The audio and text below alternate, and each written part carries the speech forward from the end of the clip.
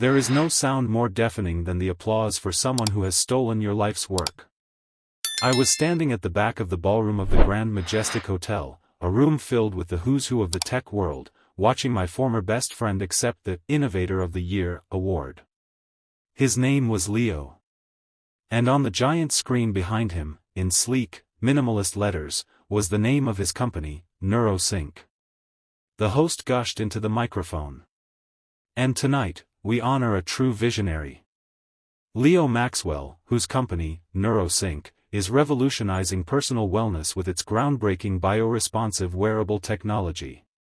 A $15 million Series B round and a product that is literally changing lives. My stomach churned.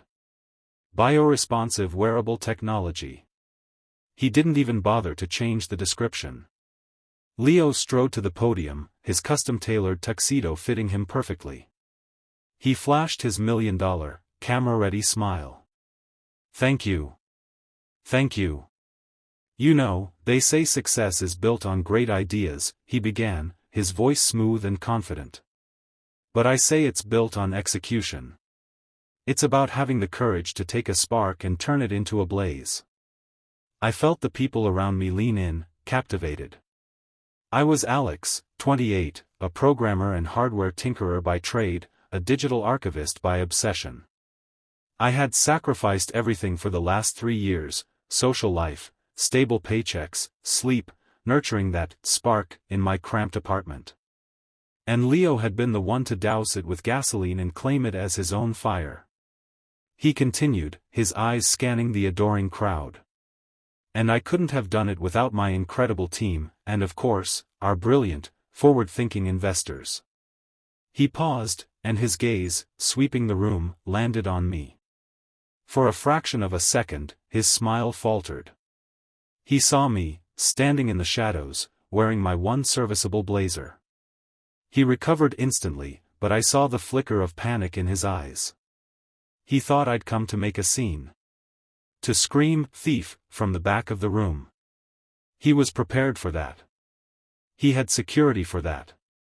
Instead, I did nothing.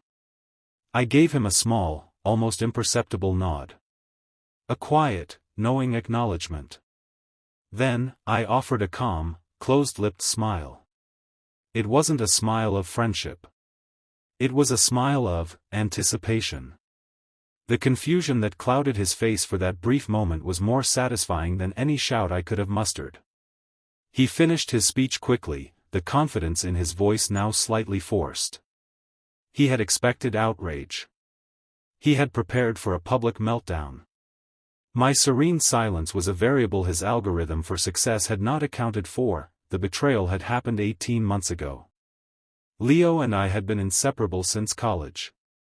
We were the classic duo, him, the charismatic business and marketing whiz, me, the quiet, technical brain. We spent countless nights in my apartment, which doubled as my lab, dreaming up our future. That future was SomaLink. It was my brainchild. A wearable device that didn't just track steps, but could read subtle biosignals, muscle tension, microexpressions, skin conductivity, to predict stress, fatigue, and even the onset of a migraine. I had the prototypes. I had the code.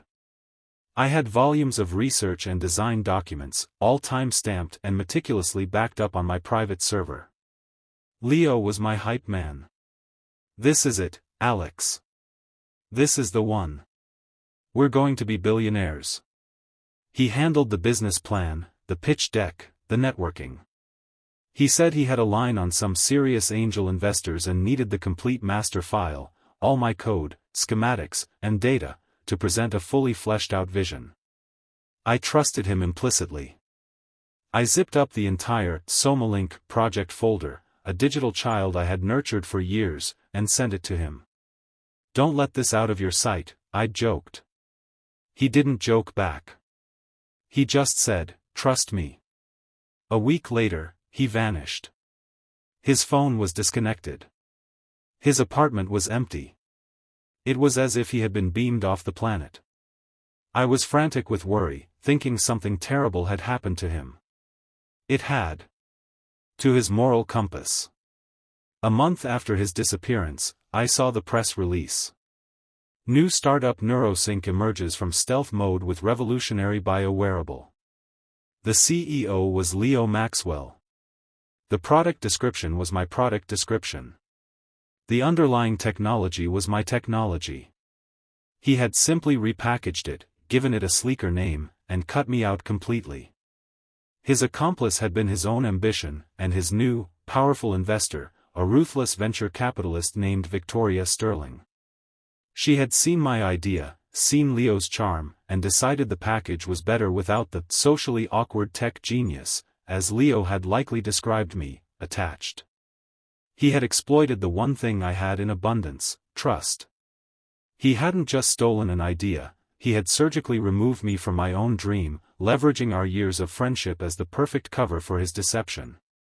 The first month after the discovery was a blur of rage and despair. I contemplated lawyers, but I was broke, and he was now well-funded. A legal battle would be a war of attrition I couldn't win. He had the money, I had the truth, and truth doesn't pay legal bills. But I am, at my core, a problem solver. And I am pathologically organized.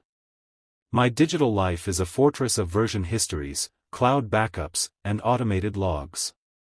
I didn't just have the final, SomaLink files, I had every single iteration, every line of code I'd ever written, every sketch I'd ever scanned, all time-stamped and cryptographically signed by my development environment. I began my silent preparation.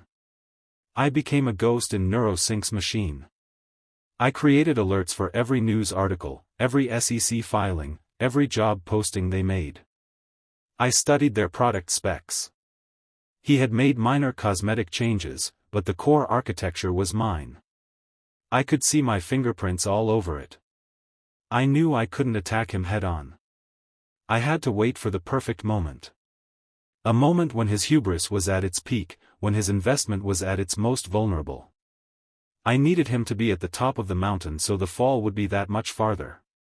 The stake was my future, my dignity, and the very principle that an idea, born from passion and hard work, should belong to its creator. I compiled my evidence into a digital war chest.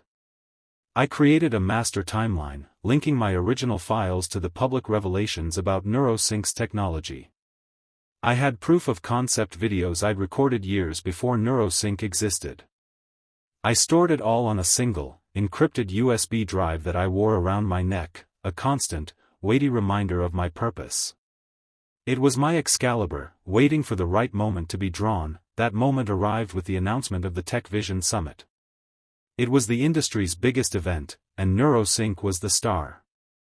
Rumor was they were using the platform to announce their imminent Series C funding round, a move that would value the company at over $100 million and make Leo untouchable. I knew I had to be there. But I wouldn't go as a protester. I would go as a guest. Through an old university contact who felt sorry for me, I secured a last-minute pass as a freelance tech journalist. It was just enough credibility to get me through the door without raising alarms. The day before the gala, I performed my quiet, power-shifting move. I didn't try to confront Leo. I didn't send a threatening email. Instead, I identified the lead investor from the Series B round, a man named Robert Finch, known for being pragmatic and risk-averse. From my anonymous journalist's email account, I sent him a short, simple message. Mr. Finch, I wrote. I am a researcher with deep knowledge of the bio-wearable space. I have compelling, documented evidence suggesting NeuroSync's core IP may have a contested provenance. Given the impending Series C, you may want to scrutinize the chain of title on the adaptive biofeedback algorithm. A question at the right time could save your investment millions. I didn't sign it. I didn't provide the evidence. I merely planted a seed of doubt in the mind of the man who had the most to lose. It was a single, subtle push on a domino. I had no way of knowing if it would work, but I knew the fear of losing money was a more powerful motivator than any appeal to justice. That moment arrived with the announcement of the TechVision Summit. It was the industry's biggest event, and NeuroSync was the star. Rumor was they were using the platform to announce their imminent Series C funding round, a move that would value the company at over $100 million and make Leo untouchable. I knew I had to be there. But I wouldn't go as a protester. I would go as a guest. Through an old university contact who felt sorry for me, I secured a last-minute pass as a freelance tech journalist. It was just enough credibility to get me through the door without raising alarms. The day before the gala, I performed my quiet, power-shifting move. I didn't try to confront Leo. I didn't send a threatening email. Instead, I identified the lead investor from the Series B round, a man named Robert Finch, known for being pragmatic and risk-averse. From my anonymous journalist's email account, I sent him a short, simple message. Mr. Finch, I wrote. I am a researcher with deep knowledge of the bio-wearable space. I have compelling, documented evidence suggesting NeuroSync's core IP may have a contested provenance. Given the impending Series C, you may want to scrutinize the chain of title on the adaptive biofeedback algorithm. A question at the right time could save your investment millions. I didn't sign it. I didn't provide the evidence. I merely planted a seed of doubt in the mind of the man who had the most to lose. It was a single, subtle push on a domino. I had no way of knowing if it would work, but I knew the fear of losing money was a more powerful motivator than any appeal to justice. After his speech, I found him. He was in a secluded VIP lounge, surrounded by a few sycophants, basking in his glory. When he saw me approach, his smile tightened. He dismissed his entourage with a wave. "What are you doing here, Alex?" he hissed, the charm evaporating instantly. "You need to leave. You're not wanted here." "I just came to congratulate you, Leo," I said, my voice calm. "Or should I say, congratulate myself. The adaptive biofeedback algorithm is performing well, I see." His face flushed with anger. "Get out before I call security. You have no proof of anything. It's your word against mine, and I have a $15 million company behind my word." "Proof?" I said softly. "You mean like the SomaLink_prototype_v2.3 code file, which I compiled on August 14, over 2 years ago, and which has my digital signature embedded in the metadata? The same signature that appears in the core libraries of the NeuroSync version 1.0 release?" His eyes widened. He hadn't considered that.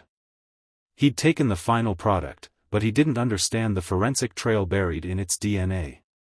The manipulation started. "Alex, come on, man. We were friends. Is this about money? We can work something out. I can cut you in. A consultant fee. A one-time payment. Name your price." I shook my head slowly. "It was never about the money, Leo. It was about the idea. You didn't just steal a product, you stole my voice." Then, the begging. His voice dropped to a desperate whisper. "Please, Alex. You'll ruin everything. Victoria Sterling will destroy me. I'll be finished. Have a heart." I did have a heart, I said, my voice cold and steady. "That was the problem. You confused my kindness for weakness. You thought because I was quiet, I was passive. But I've been watching. I've been waiting. I knew you'd need to stand on this exact stage, in this exact spotlight, for my truth to have the maximum effect." The realization dawned on his face, horrid and slow. He saw the USB drive I now held in my hand. He understood that my silence hadn't been defeat, it had been a strategic choice. His downfall wasn't a possibility, it was a clock, and I was about to strike the hour. The story broke on TechCrunch the next morning. Questions of Provenance Cloud NeuroSync Series C launch. The article was vague, but it mentioned anonymous sources and potential IP conflicts. My phone blew up. Mutual friends from college were horrified. Our old computer science professor, Dr. Armitage, called me. "Alex, my boy," he said, his voice heavy with sadness. "Is it true? Did Leo really do this?" "It's true," I said. "I have all the evidence. I've had it for over a year." "A year? Why didn't you come forward? Why didn't you say anything?" "Because the court of public opinion needs a spectacle," I explained, my voice tired but clear. "A random lawsuit is a boring business dispute. But a revelation at the height of his glory? That's a story. That gets the attention of investors. I needed his success to be the very thing that made him vulnerable. I needed him to feel everything, before I took it all away." Leo, in a panic, went on a popular tech podcast to defend himself. He tried to justify his actions, claiming that while we had brainstormed together, the final product was 99% his own execution. But he was flustered. He couldn't answer specific, technical questions about the early development process. He exposed himself not as a visionary, but as a mouthpiece who didn't understand the machine he was selling. The collapse was swift and brutal. The Series C funding was pulled indefinitely.